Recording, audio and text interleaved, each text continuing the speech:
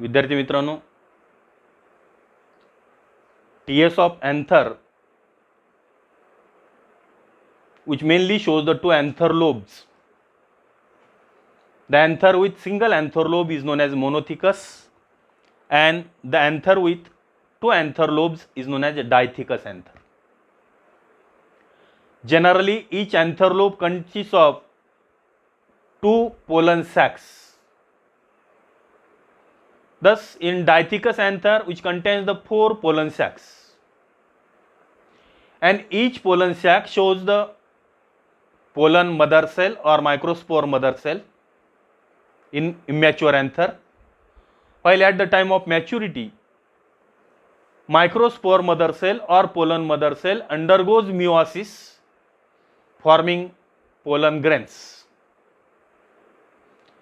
And these pollen grains are always nourished with the help of tapetum, which is the innermost layer of anther wall.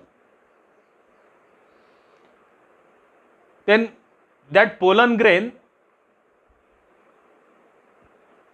which consists of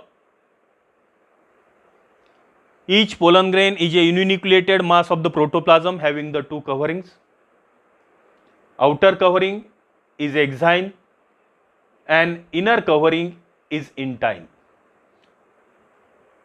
In the immature anther, it shows the presence of single nucleus or single cell, but during the development of male gametophyte,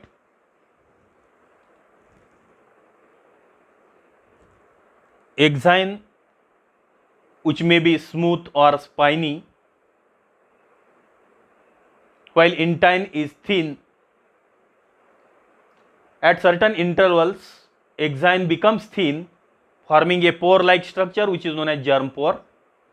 And this germ pore, which always essential for the germination of the pollen grain. Through this germ pore, intine comes out in the form of tube, which is known as pollen tube. Initially, during the maturation of the pollen grain, pollen cell divides, forming the two unequal cells. Large cell is known as vegetative cell and small cell is known as generative cell. Vegetative cell or tube cell brings out the growth and development of the pollen tube, while generative cell divides mitotically, forming the two male gametes. And thus, development of the male gametophyte, which takes place on stigma,